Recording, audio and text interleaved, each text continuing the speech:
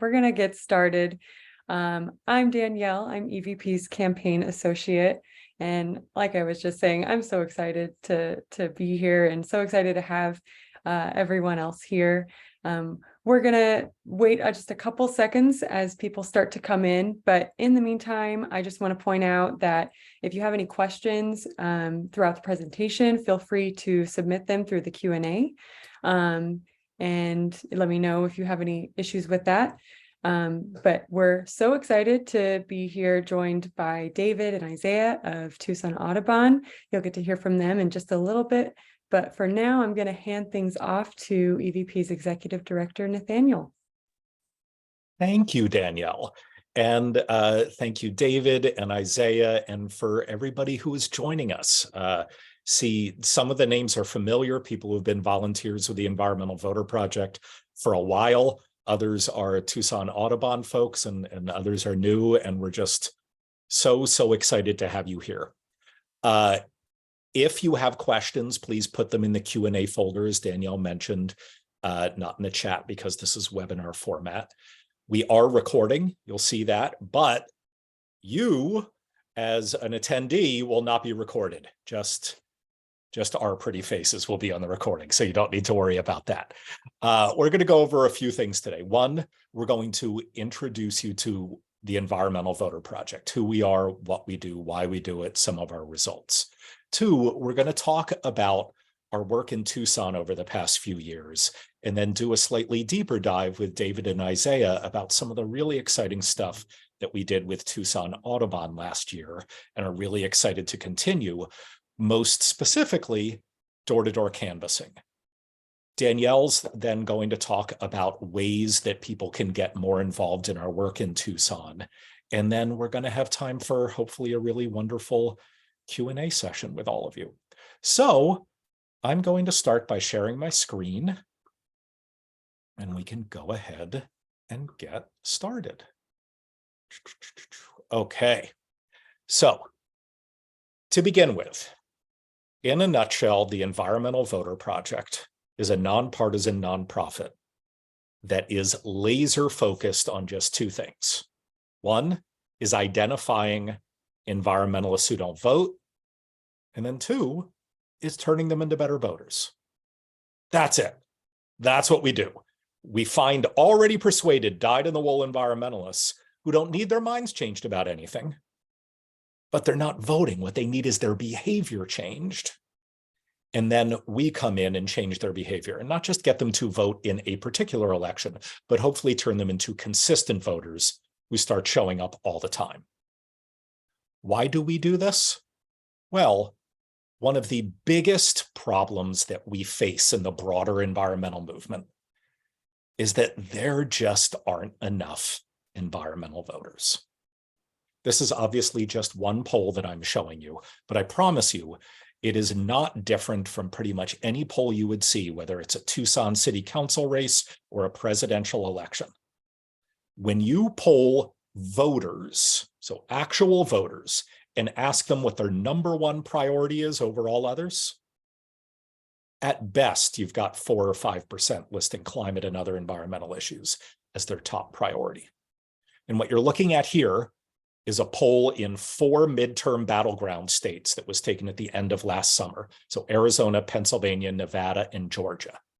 And as you can see, among likely voters, only 4% listed climate and the environment as their top single priority. If you then expand that to people's top 3 priorities, it gets up to, I believe it was about 11 or 12%. But we have to be honest, folks. Neither of those numbers are high enough. No matter whom we elect, even if it is the so-called right person, they still are going to have to make very hard decisions about what to spend their political capital on. And I promise you, they ain't going to go out on a limb and spend all their political capital on the thing that only 4% of likely voters list as their top priority.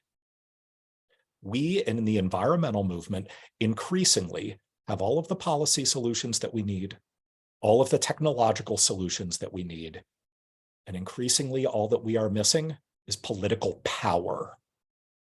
And I don't think we do ourselves any favors by ignoring data like this. Yes, Tons of voters would prefer government action on climate change, but very few of them list it as a top priority. And that means it's really easy for politicians to ignore us. One of the biggest problems with data like this is, I hope, detailed in this slide here. And that is that when not enough voters care deeply about a particular issue, it has an enormous policy impact. And here is why. If there is only one thing you take away from this presentation today, please let it be what I'm about to say. Who you vote for is secret. But whether you vote or not, that is public record. It is public record. And so, if I am running a campaign, let's say David is running for governor of Arizona. Congratulations, David. Unfortunately, you hired me as your campaign manager, but you are running for governor. Well, this is the first meeting we have. It's the first meeting that everybody has on every campaign. We open up public voter files. We look and we see, okay, who has a history of voting in gubernatorial elections and who doesn't. And guess who David's campaign is going to talk to, and guess who they're going to ignore? We're going to talk to the people who actually have a history of showing up to vote, because we have limited time and we have limited money, and our only goal is getting 50% plus one of the vote for David on a Tuesday in November. And so the fact that whether you vote or not is public record means campaigns with limited resources and limited time usually only target likely voters. And not to be creepy, but with public voter files, we literally know by name and street address who these people are. And if campaigns are only going to target likely voters, well, who do you think they're going to poll? They're not going to say, hey, let's find out what all these people who aren't going to show up and vote, let's find out what they care about. No, they're not going to waste their polling money on that.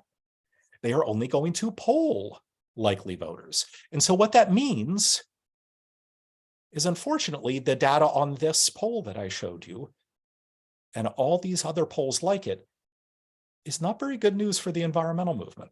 Because when we focus in on the people who actually consistently show up, these are the people who decide who wins and loses elections and who makes policy.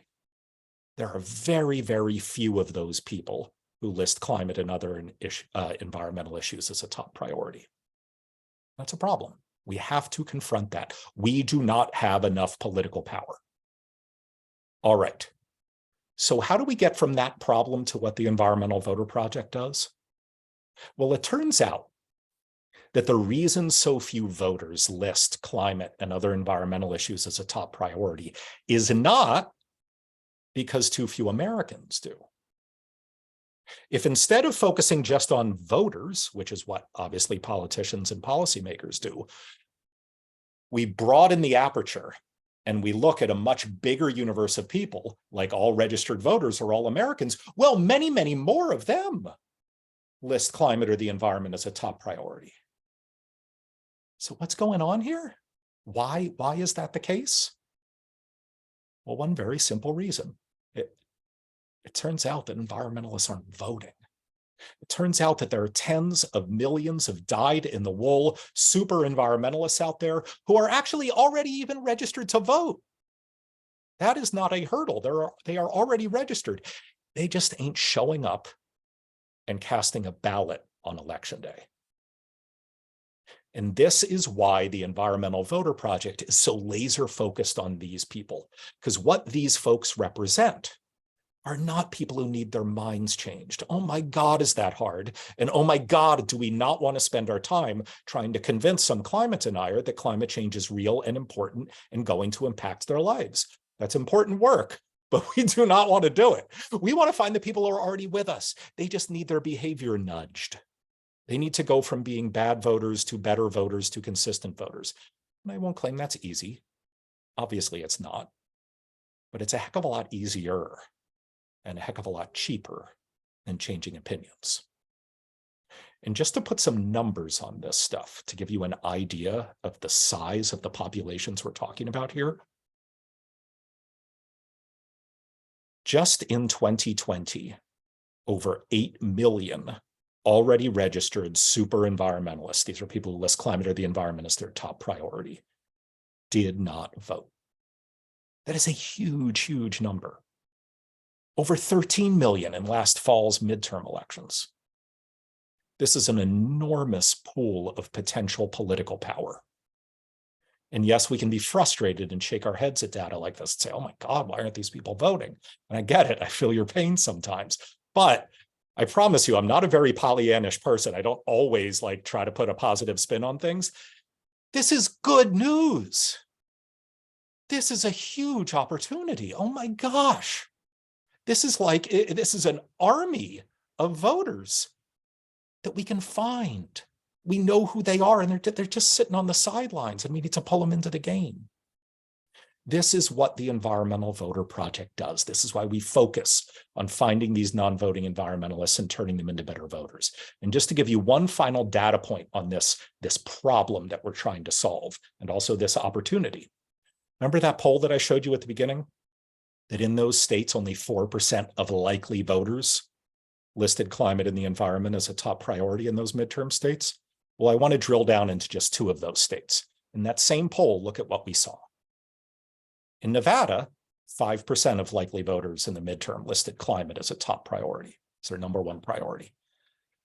But when we looked at unlikely voters, people were registered but had never voted in a midterm before, that number doubled. It doubled. It more than doubled in Pennsylvania. It went up a little bit in Arizona. It wasn't as dramatic in Arizona. I wanted to show you the dramatic stuff. But this is what we're talking about. This is the opportunity that we want to take advantage of at the Environmental Voter Project. So very, very briefly, because I don't want to spend a ton of time on the nuts and bolts of what we do. I want to get into a little bit more of our Tucson data, how we've worked with Tucson Audubon, and some of the opportunities we have coming up. Let me just tell you the approach that we take to this stuff. And excuse me for breezing over a lot of this stuff. I just don't want to spend this entire hour talking about EVP. I want us all to talk about stuff. We take a 4-step process. First is identification. We build what's called predictive models. Many of you who have worked on sophisticated political campaigns have some experience with this. But essentially what we do is we will poll tens of thousands of people in a state like Arizona. Huge polls. But we get away with it because we're only asking one question, so it's not prohibitively expensive. We ask, what's your number 1 political priority? Then we isolate, let's say, 1,000 people who say climate or some other environmental issue. Then we work with data scientists to figure out, okay, what do we know about these 1,000 people who just told us climate's their number 1 issue?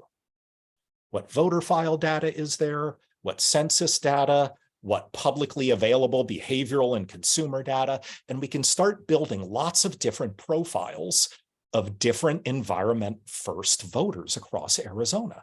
And it's a long iterative process, and some of the predictions are accurate and some of them aren't, and we fine tune and we optimize. But at the end of a long process, what we are able to do is assign a score from 0 to 100 to every single voter in a state, telling us how likely they are to not just care about climate and environmental issues, but literally listed as their number 1 priority over all others.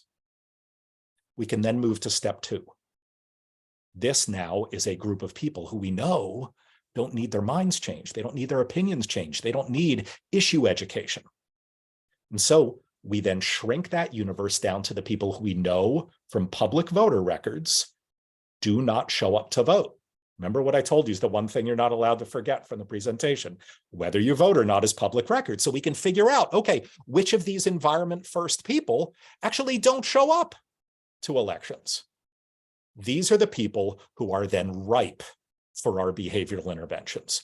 We canvass, call, send postcards to them. We as a staff also mail and send digital ads to them. It's completely nonpartisan.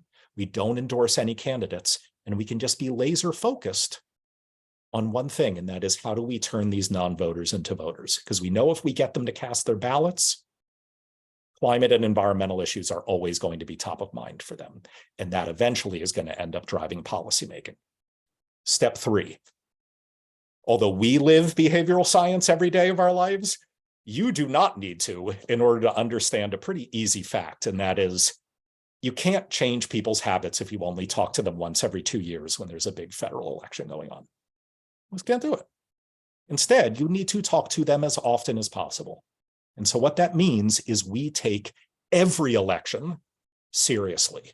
We view every election, even if it's a library trustee race, as a precious behavioral intervention opportunity. Because the only way to turn a non-voter into a voter is to get them to vote in an election. So we don't like to let any election pass us by without using it as an opportunity to talk to these non-voting environmentalists and try to change their habits. And then ultimately that gets us to step 4, changing the electorate. When more and more voters, not non-voters, but voters care deeply about climate and the environment, politicians change. They do, not out of the goodness of their hearts, but because they like to win elections. Nothing motivates a politician more than the prospect of winning or losing an election. And so if you flood the poll with environmental voters, either they follow or they don't get to be a politician anymore. That is our very simple theory of change. As long as politicians continue to like winning elections, well then, making sure there are more environmental voters is a really, really good way to get our values and our policies passed. All right, very, very quickly, we were active in these 19 states, where we continue to be active in these 19 states. We mobilized an enormous number of voters last year. I won't go through all of this data because we have limited time. What we do know is that in randomized control trials, we were able to prove that out of the hundreds of elections we were involved in last year, we're pretty sure that we increased turnout in all of them. But what we know for a fact is in the ones that you see here, when we compared voters in our turnout group to voters in a control group that we set aside and didn't talk to, we could be confident after the election when we looked at public voter files that we were solely responsible for increasing turnout as much as 3.6 percentage points in statewide primaries and as much as 1.8 percentage points in statewide general elections. These are big numbers in politics. They are big, big numbers. But perhaps most importantly, taken over time, the cumulative impact of not just paying attention to the big elections, but also the medium and small elections means that since we launched a one-state little old pilot program in Boston, Massachusetts 7 years ago, we are now in 19 states and have spoken to 9.5 million unique individual environmental voters. We have tagged every single one of them in our voter file. And we know that by definition, they have a very high likelihood of listing climate as their top priority, yet they were very unlikely to vote in an election or else we wouldn't be reaching out to them. What we saw last time we checked voter files 2 months ago is that almost 1.5 million of them have now become such consistent voters that they voted in their most recent federal election, their most recent state election, and even their most recent local election. That is the data point of which we are most proud. Now, to be clear, this is not like the last slide, the randomized control trials. I can't claim that we are solely responsible for turning 1.5 million non-voters into super voters. In fact, we are probably not solely responsible for that, but we're pretty darn responsible. There's no other group that's already mobilized voters for 102 different elections like we have in 2023. There's no other group paying attention to these, let's face it, like objectively unimportant elections sometimes to change people's voting habits like we are. And this is how we end up with such gaudy numbers. I won't get into a lot of context here, but if you look at Arizona, over the last 4 years, since 2019, when we expanded into Arizona, we have helped create almost 110,000 super voter environmentalists. What does that mean in a state like Arizona? You don't need me to tell you that the presidential margin in Arizona was 10,457. The gubernatorial was a little over 17,000. These numbers make a big, big difference. We've gotten a lot of attention. We're going to skip over all the wonderful things that people say about the Environmental Voter Project. And what I will tell you is, of the 19 states that we are active in, we did an enormous amount of research a few months ago, largely with Danielle leading it, and she's going to get into some of the canvassing work that we do. We decided, you know what, we're going to change the way that we canvass. What we used to do is no matter who you were or where you were in our 19 states, if you wanted to canvass, we would make it worth your while and we would do it. And surprise, surprise, what we ended up with is a handful of people knocking on a handful of doors in a handful of states. We're going to go back to a more traditional organizing model around door-to-door canvassing. And what we did is we dug into all of our data and we said, we want to know where are the largest, highest concentrations of these low propensity environmental voters across all 19 of our states who are also easy to access and easy to canvass. And of the literally hundreds of municipalities we looked at, the very, very top three were Tucson, Arizona, Austin, Texas, and Pittsburgh, Pennsylvania. I wish we could say we chose Tucson because we love the city of Tucson. We do love the city of Tucson, but actually we chose it because the data was screaming, oh my gosh, you should be canvassing low propensity environmental voters in Tucson, Arizona.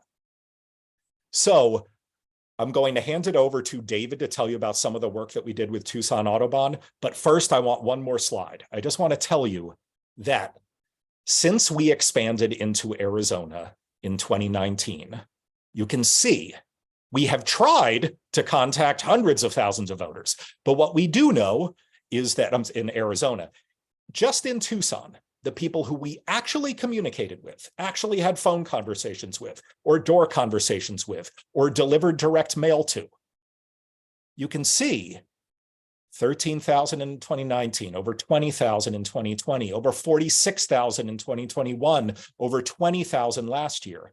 Now, our audiences expand and contract from each year because how you define an unlikely voter is very different in a presidential election than it is in an odd year, right? We actually target far fewer people in 2020. But what we know is now, again, as of 2 months ago, last time we checked voter files, of the, I think, 80 or 90,000 people we have spoken to in Tucson since 2019, all of whom by definition were pretty crappy voters, we wouldn't be talking to them, 18,676 of them are now reliable super voters. These are people who we're not even talking to for the upcoming May elections because we know they're going to show up. This is as easy as falling out of bed. This is what they do now. They vote. But as you'll soon see, as I'm going to get into some more Tucson data, we got a lot more of them. Now, one of the best things and one of the most exciting things that we did last year was started working with Tucson Audubon. And I would love David to take over and tell you a little bit about how that got started and some of the exciting things that we did. Thanks so much, Nathaniel. So actually, the work that Tucson Audubon has been doing, the partnering with EVP, actually starts in California. Back in 2020, when I lived there and I was very involved with Golden Gate Audubon. And, that was a presidential election year, and a couple of other birders I was close to who were involved with Golden Gate were talking about our frustration about it was spring of 2020, and none of the bird organizations we knew of from the national to local levels were saying anything about the elections. And we thought, birders, there's a taboo, or there had been a taboo about being political when you can talk about birds, but don't talk about voting or something like that. So the three of us started doing some research on, well, how could we get birders to get more involved in voting? And especially because we were in the Bay Area of California, we knew our votes on the national level had pretty much no impact, right? So we talked with a lot of different groups, including talking with Nathaniel at EVP. And EVP's approach was different from all the other groups we talked to. And we ended up going partisan for a while. We realized we could get birders in states that were in non-swing states. We could get birders to phone bank to swing states. That would have an impact. We called our project Awk the Vote, which some of you have heard of, and it's a very inside birder joke. The great auk was driven to extinction, blah, blah, blah. So we did a summer's worth and a fall's worth of partisan phone banking all the way up to the general election. And then, of course, there was the Georgia runoffs for the Senate elections. And by this point, we had caught the attention of Golden Gate Audubon and Georgia Audubon, and we thought, okay, we need something nonpartisan. And I had been thinking about EVP all this time because EVP's approach was really unique. And so we went back to EVP and ended up partnering on phone banking for that Georgia runoff. Flash forward to my coming here to Tucson Audubon to be the director of advocacy. And I knew that I was going to get Tucson Audubon involved in a nonpartisan electoral focused work. And we planned some phone banking. And then from there, we went to canvassing. And the phone banking events, involve, you get people with a common passion together, in this case on Zoom, and have some programming at the beginning. Might be a guest speaker from the bird world. It might be bird world, birding trivia. It can be anything that your folks who share a common interest would enjoy. You do that for a while, and then you have an intro to what EVP does and what the phone banking, you actually train people right there and then for the phone banking. You do some phone banking, then you wrap up at the end with something else that reaffirms the common passion that you have that has made you want to increase the power of the environmental electorate. And for us in particular, it's wanting to increase the power of the birding electorate. At the canvassing, I think we did the world's first birding and canvassing events. Danielle asked, well, when I said, we want to do this, we want to bird in the morning and then go canvassing. She said, well, okay, are there any parks in Tucson that would be really, really good for birding? Tell me which ones you might want to do. And so I gave her a list of a few. She said, okay. She went and found out which ones had a lot of target voters or possible, right, unlikely voters we wanted to reach in the surrounding neighborhoods. And so we came to, this turned out to be Reed Park, I think was our first one in Tucson. We birded in the morning, and then we had a training in canvassing, and then we went out in our teams to the surrounding neighborhoods. We canvassed the doors that were on our phones and the very, very sophisticated technology we got. Then we came back, had a little wrap up. And I got to tell you, I have never gotten so much positive feedback from folks about anything electoral focused. The fact that we combined it with something that we truly loved and we're doing right there and then, the birding. We even had at some of the subsequent ones, non-birders who took part. We had a reporter covering the event at one of them, and she came early and she got so excited about it. She hadn't been birding. She filled her article with little bird puns from the whole thing. So I got to tell you, it is the most fun electoral work I know of. And again, you're not arguing, you're not trying to change someone's mind about an issue. It's using these really well-tested behavioral science derived techniques to get people to vote. I'll be more than happy to answer any questions later on about this.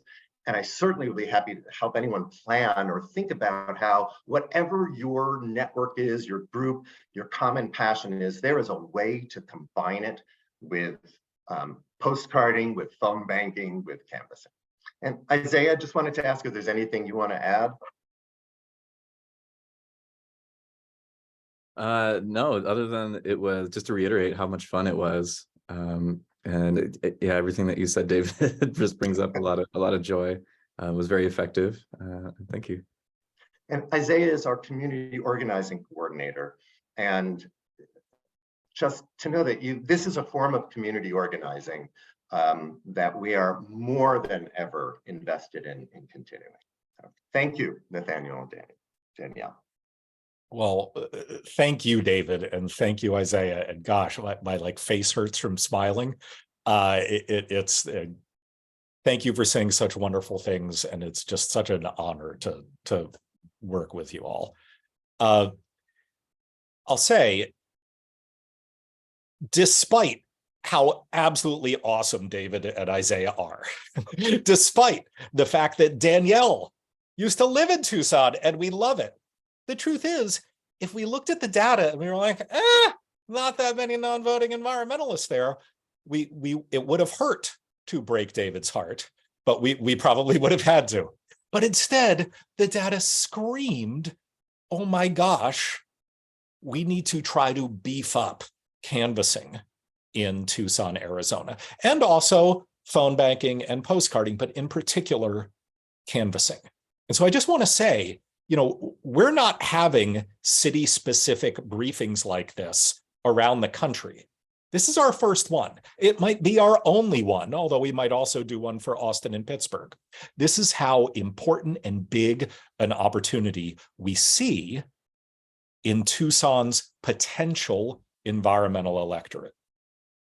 And just to get into the nitty-gritty here, when we look at our targets in 2023, so these are already registered voters with a very high likelihood of listing climate or clean air, clean water, and the environment as their number one priority. We actually have far more than these 36,000 that you see here. What these 36,000 are then, okay, well, let's narrow those super environmentalists down to the ones who don't vote in local elections, and they are what's called canvassable. What does canvassable mean? Well, they've been identified on the voter file as having an accessible door. That means like they're not in a gated community or something like that.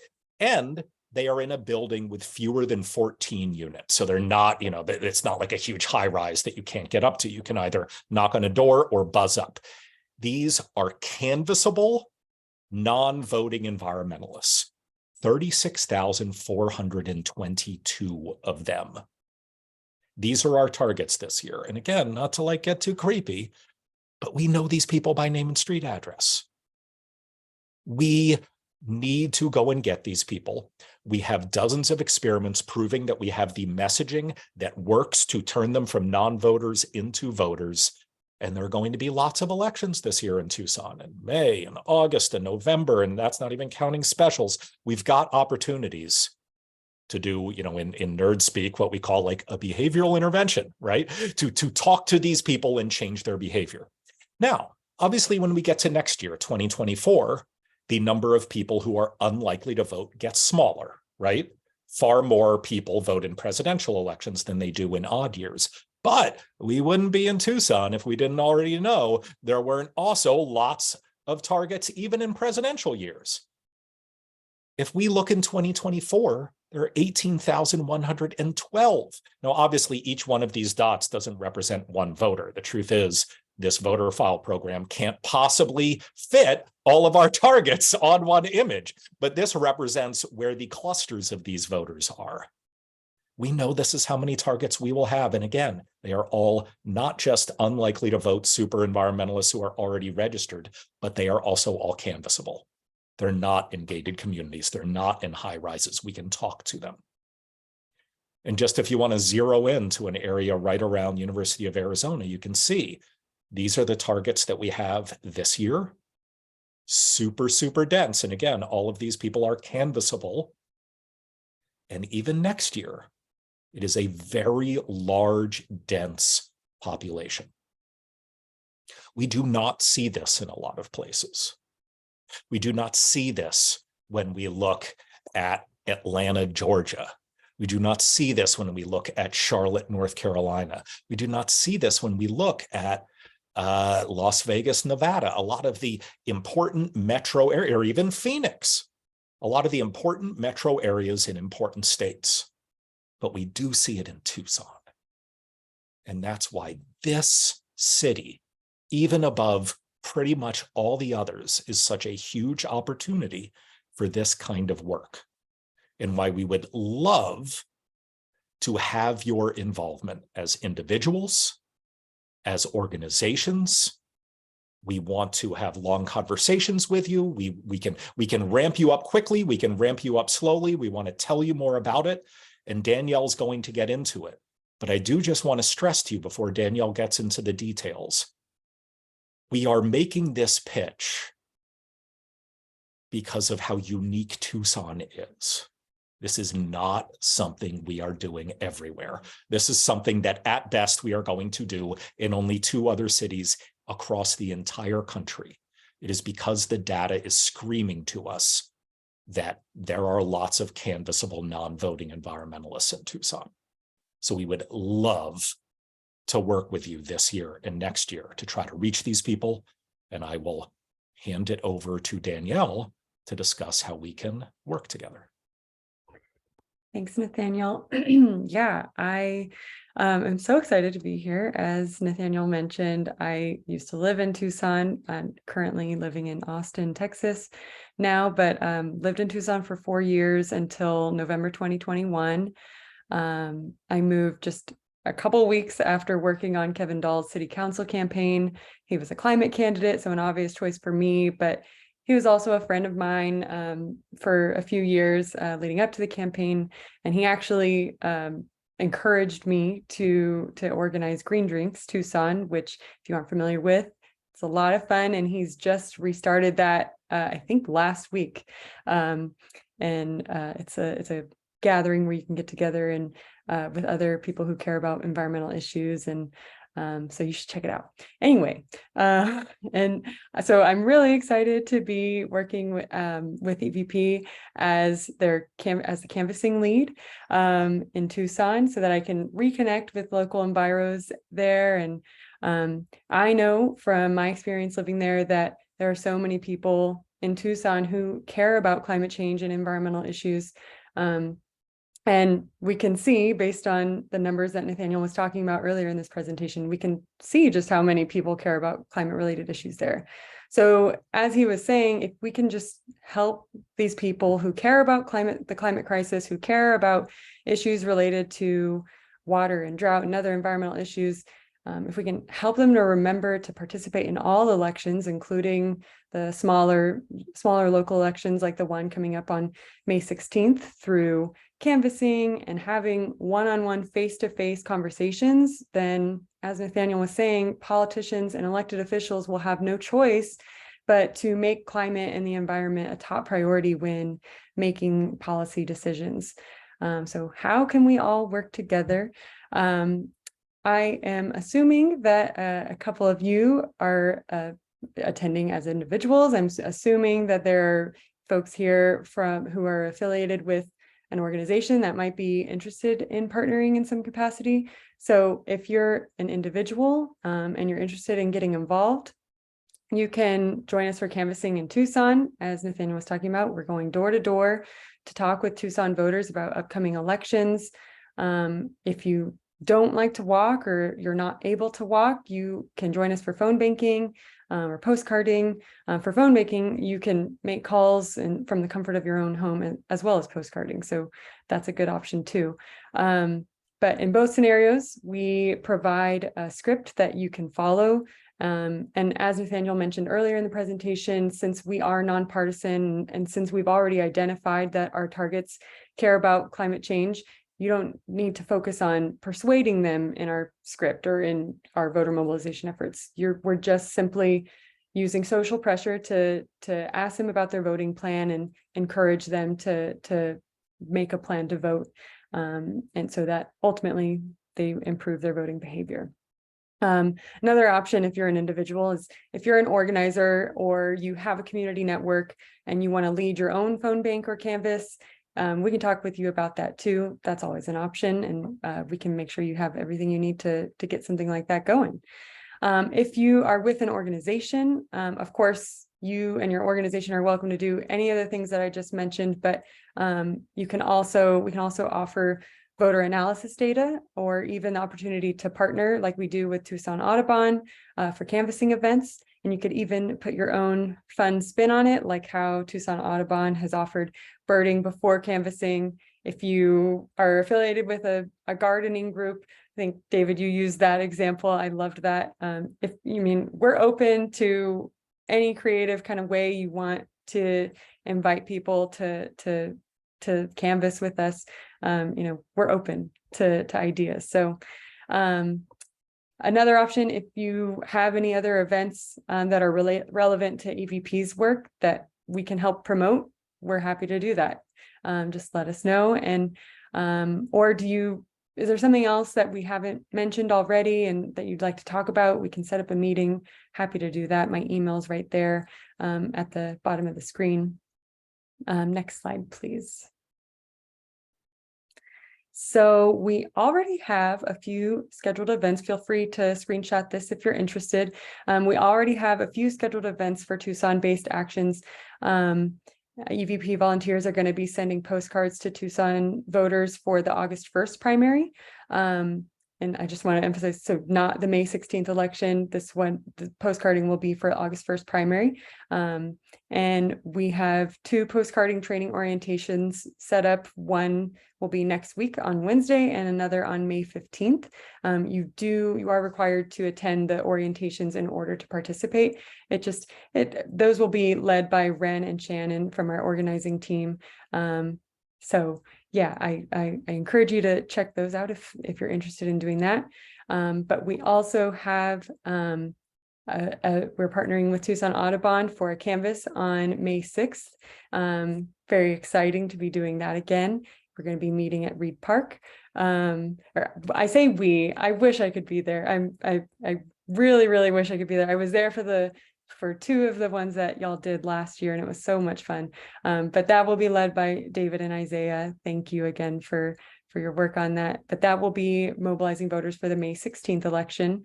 So these are the only events that are on our calendar as of right now, but we will be scheduling more. As Nathaniel mentioned, there are 2 more elections outside of this May election this year. So keep an eye out on our calendar, keep an eye out for communications from us, or let us know if you'd like to partner, work together for any of those.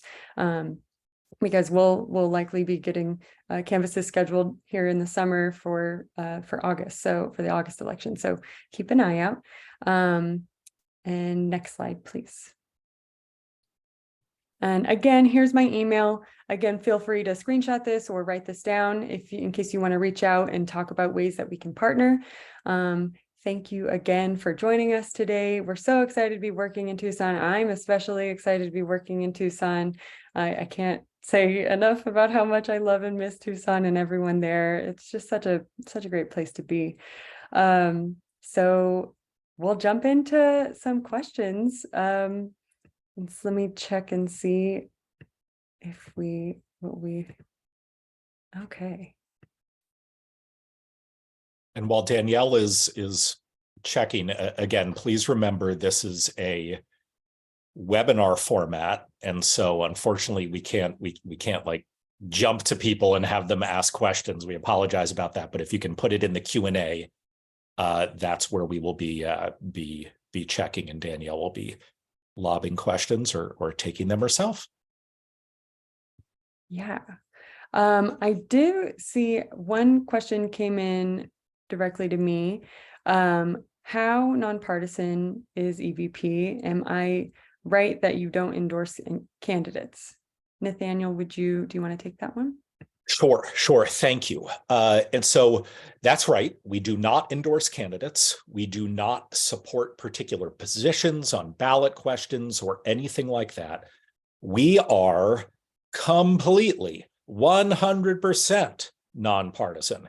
In fact, truth be told, we don't even talk about climate change. Now, we don't want to be like secret about who we are. We say like, oh, I'm a volunteer from the Environmental Voter Project. Or, when we're calling or canvassing, or if we send postcards, it's clear that it's from the Environmental Voter Project. But aside from that, all we are doing is we are saying things like, we know it's important to you to be a good voter.